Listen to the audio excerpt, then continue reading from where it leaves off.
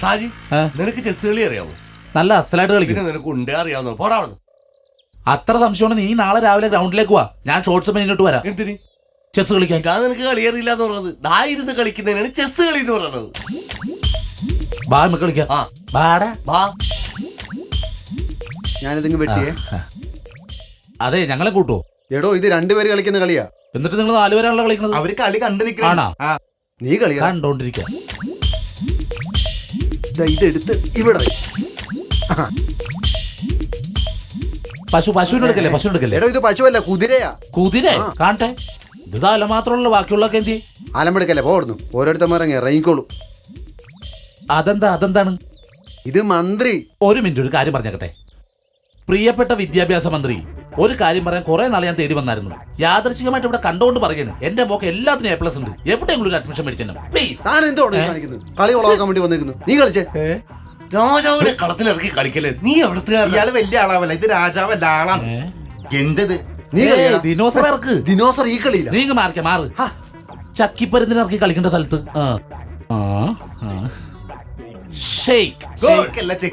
അത് തന്നെ. എന്ത് മണ്ടത്തിലോട്ട് എന്തത്? കളിക്കാൻ അറിയില്ല, വെറുതെ കിടന്നുണ്ട്. ആ തേരക്ക് ഇവിടെ വെച്ച് കളി കളി. ഞാൻ ആമേനെ വെച്ച്. എങ്കിലേ മൂയിലിന്റെ ഇറക്കും മോനെ. കളിക്കാൻ ഞാൻ നീ പറഞ്ഞ എന്തിനാ? നീ കളിക്കുമ്പോ സ്വയം കളിക്ക്. കളിക്ക്. ഇതിവിടെ വെക്കരുതെന്ന്. നിന്റെ നെഞ്ചത്തൊന്നല്ല ഇരിക്കണത്. നീ കളിച്ചേ. അത് കളിക്കല്ല, മാറ്റി കളിക്കടാ. കുറുക്കനിറക്കല്ലേ? ഇനി നമുക്ക് കിഴക്ക് പടിഞ്ഞാറ് കളിക്കാം. ദർശനം തെറ്റണോണ്ടാ കുഴപ്പം. ഞങ്ങളിപ്പോ പാമ്പും കൂടി കളിക്കാൻ പോണത്.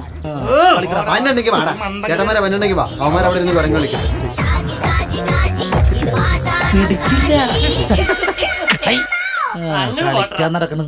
താണ്ടാ വന്നടാ ലാലേട്ടന്റെ അച്ഛൻ. ഇങ്ങോട്ട് തന്നെ ആട്ടാ. ഞാൻ നിന്നൊന്ന് കാണാൻ വന്നതാ. ഇപ്പൊ കണ്ടില്ലേ? എനിക്ക് നിന്നോട് കുറച്ച് കാര്യങ്ങൾ പറയാനുണ്ട്. മര്യാദക്ക് സൈക്കിൾ കട നടത്തിയിരുന്ന എന്റെ മകൻ സോഹൻലാൽ ഇപ്പൊ മോഹൻലാലായിട്ട് നടക്കും. അപ്പൊ ഒരു രക്ഷപ്പെട്ടില്ലേട്ടാ? മോഹൻലാലായിട്ടല്ല നീ ഇടപെടണ്ട. എനിക്ക് ഷാജിയായിട്ടാ പറയാനുള്ളത്. എന്റെ മോനെ കൊണ്ട് മോഹൻലാലിന്റെ കോലം കെട്ടിച്ചത് നീയാണെന്നാണ് ഈ നാട്ടുകാരി പറയണത്. നിനക്കറിയാമോ കഴിഞ്ഞ ദിവസം അവരുണ്ടാക്കി വെച്ച പുകിലി?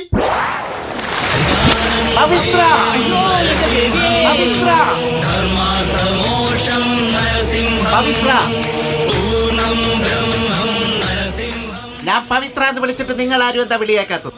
അതിന് ഞങ്ങളുടെ കൂട്ടത്തിൽ ആരും പവിത്രന്മാരില്ലല്ലോ. എന്നാ മോനെ ദിനേശ.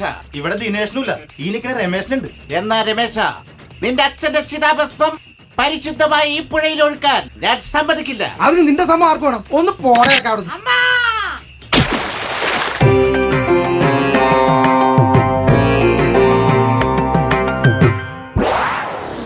അയ്യോ, പിന്നെ നേവി ഇന്ന് മുങ്ങൽ വിദഗ്ധർ വന്നിട്ടാ അവനെ രക്ഷിച്ചത്. ഇന്നലെ രാത്രി എന്റെ കാലിലെ 1 or 2 നഖം വെട്ടിയെടുത്ത് അവൻ ആക്കൗണ്ട്.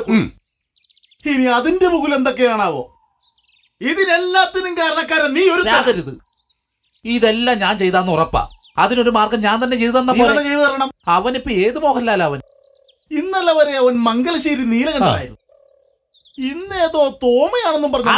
അത് തന്നെ. അപ്പൊ ചേട്ടാ, ഇതിനെ മുള്ളുകൊണ്ടെടുക്കുക. നാളെ ചേട്ടന്റെ വീട് ആടുതോമയുടെ വീടായിട്ട് നമ്മൾ ക്രിയേറ്റ് ചെയ്യുന്നു. ഒരു സൈക്കോളജിക്കൽ ട്രീറ്റ്മെന്റ്.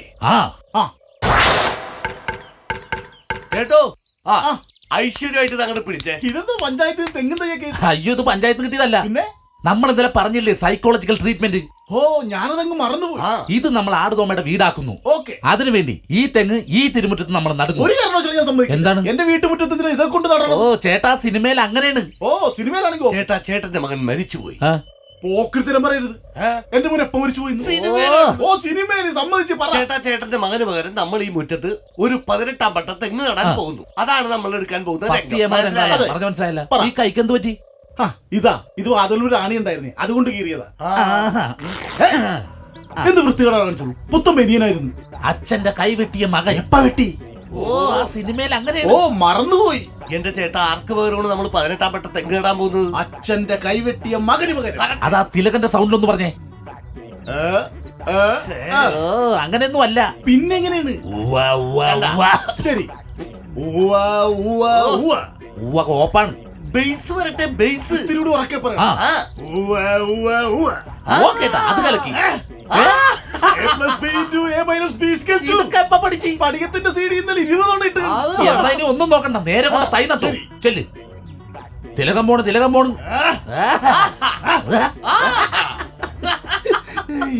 കൊള്ളാലേ? ഏ?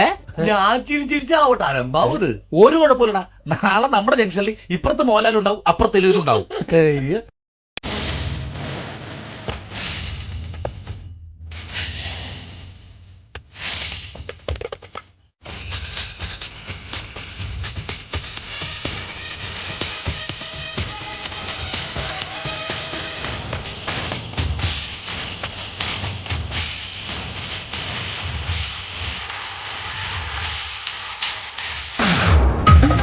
ചെകുത്താൻ.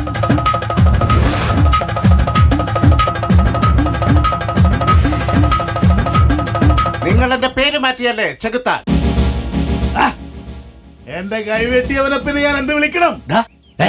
നീ ഇതൊന്നും കാണുന്നില്ലേ? ഞാനോർത്തത് ശരിക്കും സിനിമയെന്ന്. ഭയങ്കര ലൈഫാ. അപ്പന്റെ കൈവെട്ടിയ ചെകുത്താൻ, 1.5 ചക്രത്തിന്റെ ഗുണ്ട.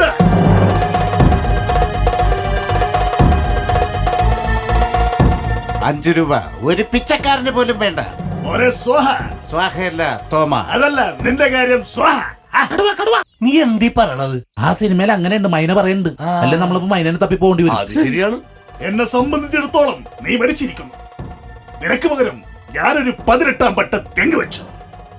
തെങ്ങ് ചതിക്കില്ല, കൽപ്പവൃക്ഷമാ.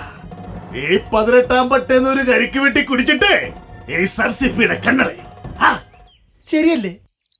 ഉം.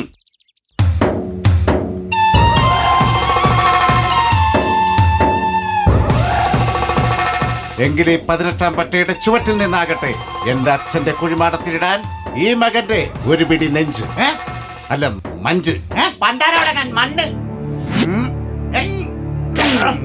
എടാ കളി കാര്യാവണ്ട, നമുക്ക് പോയി ഇടപെടാ. വാ, നീ ഇങ്ങോട്ട് വന്ന്. ഇറങ്ങി പോടാ.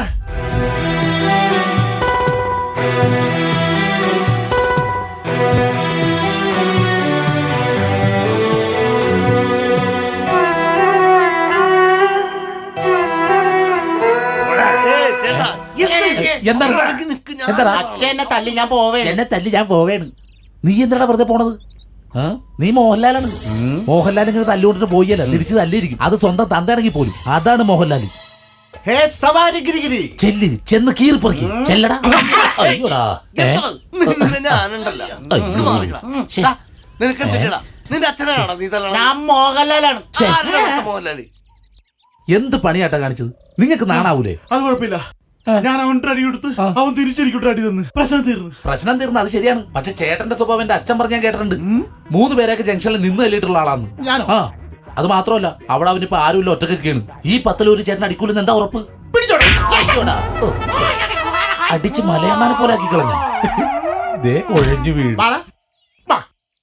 എന്തൊരു കഷ്ടമാണ് നോക്കി. അത് ശരി, നിന്റെ വീട്ടിലെ പ്രശ്നം പറഞ്ഞു തീർക്കാൻ വന്നപ്പോ നീ ഇവിടുന്ന് മുറുക്കി തുപ്പേണ്. അച്ഛൻ തലക്കിട്ടടിച്ചാണ് ചോരയാണ്. അടിച്ചാ എന്താ ചേട്ടാ ഇത്? നിങ്ങളിങ്ങനെ അച്ഛനും മോനും കൂടി ഇങ്ങനെ തുടങ്ങി നീ എന്താണ് ഒതുക്കി ആ പടി ഇങ്ങനെ തന്നെ. അച്ഛൻ തലക്കിട്ടടിച്ച് ചോര വന്ന്. തലക്കടിച്ചാലും മോഹൻലാൽ അങ്ങനെ മാറി നിൽക്കൊന്നുമില്ല. ആണോ? ഇനിയിപ്പോ ഒന്നും നോക്കാനില്ല. ലാലേട്ടന്റെ അച്ഛൻ എടുത്തു. ആ മുണ്ടം കഴിച്ച് തലയിട്ടിട്ട് തകർത്തോ നീ. ഒരാളുമില്ല. വൈകുന്നേരം ഞാൻ മുട്ടരാന്റെ ഞങ്ങൾ ചോരെടുത്ത് വെച്ചേക്കാം. ചെല്ലി. കൊടുത്തോ കൊടുത്തോ കൊടുത്തോ.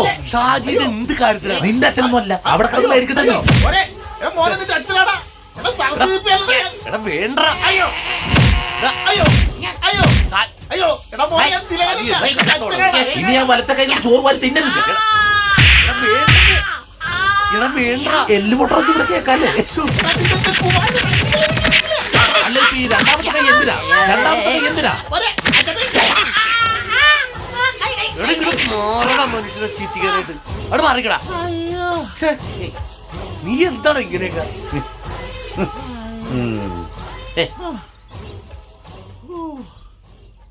ഇത് എന്തിനാട്ടാ ഇങ്ങനെ നീ പോക്കൃത്തരം കാണിക്കണം മുറ്റത്ത് കിടന്നുണ്ട്? എടാ ഷാജി, നിന്റെ വാക്ക് കേട്ട് ഞാൻ തിലകനുമായി എന്റെ മകന്റെ കയ്യിൽ നിന്ന് ചാളപ്പോൾ അടിയും വാങ്ങിച്ചു. എന്നിട്ട് നീ ഇവിടെ നെരുതിയിൽ എണ്ണ ഒഴിക്കണാണ്. ഇറങ്ങിപ്പോടാ. എന്റെ ചേട്ടാ, ഞാൻ അവന്റെ അസുഖം മാറാൻ വേണ്ടിയില്ല ഇതൊക്കെ ചെയ്തു കൂട്ടിയത്. അവൻ നീ മോഹൻലാലൊന്നും അല്ല, ഞാൻ ചുമ്മാ പറഞ്ഞതാ. ശരിയേട്ടാ, ഇവൻ പറഞ്ഞ കറക്റ്റാണ്. അവന് മോഹൻലാലിന് ലുക്കൊന്നുമില്ല. പക്ഷെ ചേട്ടൻ കറക്റ്റ് തിലകനാണ്. അയ്യോ ഓടാ രായപ്പ, ഒരടി ഇവിടെ കിടന്ന് കറങ്ങണ്ടായിരുന്നു. നീ ഇങ്ങനെ ചെന്ന് മേടിക്കുന്നു ഞാൻ കരുതിയില്ല. അപ്പൊ പോകുമല്ലേ? വാ, എല്ലാം കറങ്ങി തിരിച്ച് നിന്റെ മേലെ ഉള്ളടാ. നിക്കടാ അവിടെ, രണ്ടുപേരും നിക്കാൻ.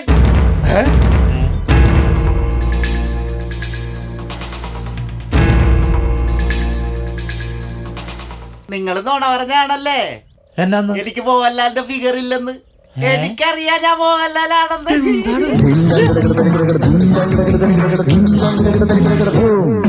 അയ്യേ